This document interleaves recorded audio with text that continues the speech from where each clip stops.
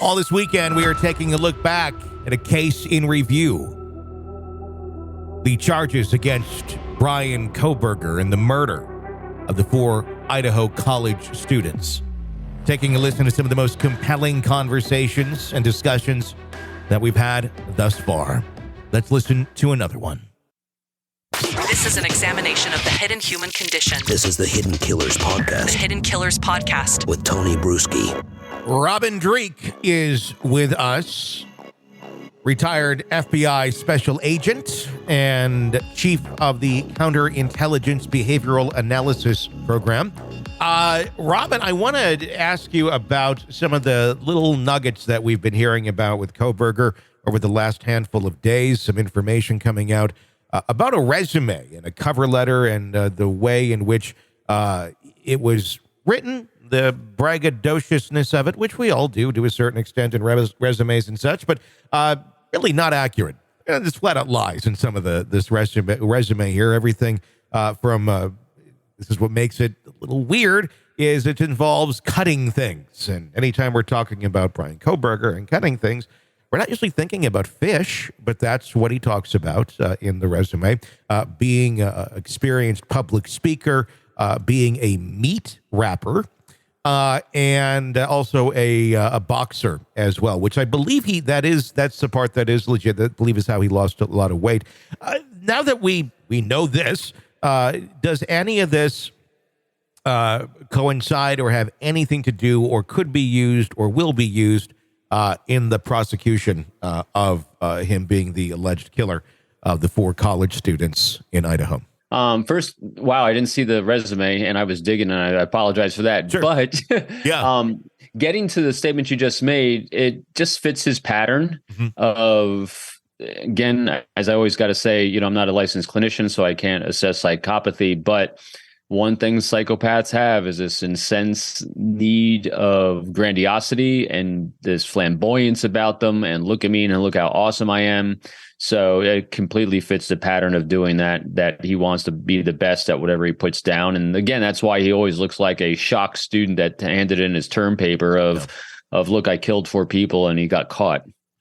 Very much so. Some of the things that were on the resume included being a public speaker, which he really was not. A boxer, which they do say that's true. That's how we believe he lost 130 pounds years ago. But then some of the other things are fish cutting, which I guess never happened. He was working at a butcher type place. The butcher said he was there for 3 weeks and he didn't work out, but he put on his resume he was there for months. A meat wrapper, and he was trying to get a security guard job, which I believe he did get on and off. A lot of it having to do in creepy ways with using knives or being in a place of power in terms of security and things of that nature. Yeah, and what we see here, like we see with everyone, and him even more so because of what we know he wound up doing, what he's suspected of having done, and that is we see the arc of life. We see interest in certain areas of his life that he spent in his youth, and that is, cutting things up, grandiosity, combat in some ways. So it's fitting his pattern, because when you start getting outliers from behavior, that's when you're like, well, what's that? Is that actually real, or is that outlier of behavior indicating that we have a secret life that no one knows about?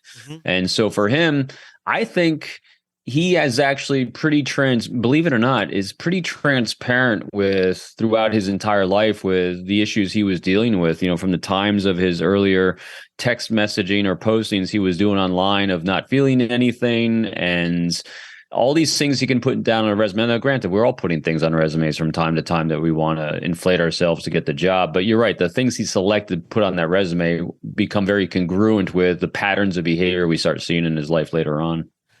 Are we going to continue obviously we're talking patterns of life and things of that nature.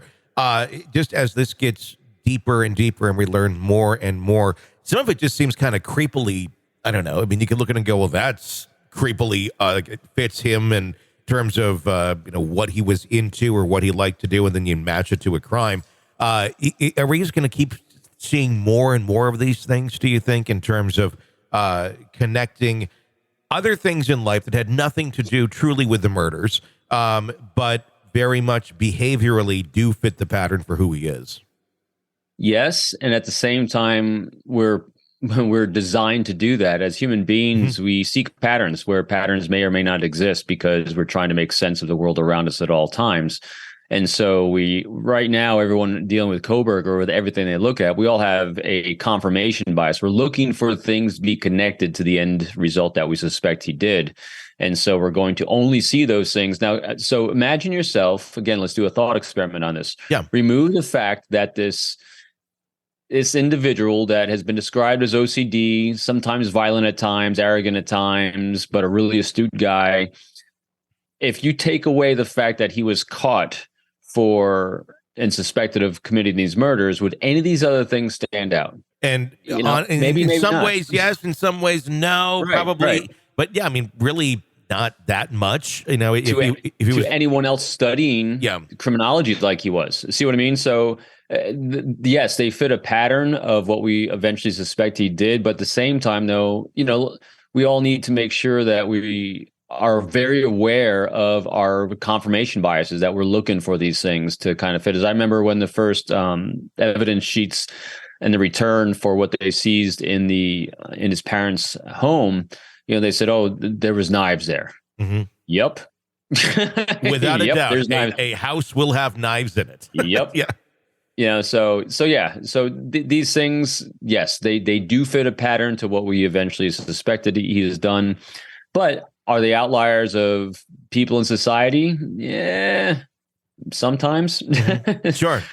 Really depends. So, but they're great points to make, though, and great things to follow that. And so to the original portion of that question, will we see more? Yeah, I think so, because I think that they need to do, the prosecutor needs to do a really, really good job of painting the arc of this person's life, for the jury.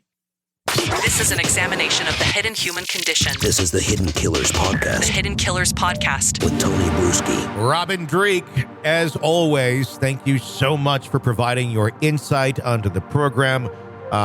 Very, very helpful as always. Hey, if you like the podcast, you want access to ad-free episodes, we can do that for you. Sign up through Apple Podcasts right now. You'll have access to all of our True Crime Today family of podcasts, all ad-free when you sign up there. Do check that out. Even try it for 3 days free right now. I'm Tony Brueski. Stay with us.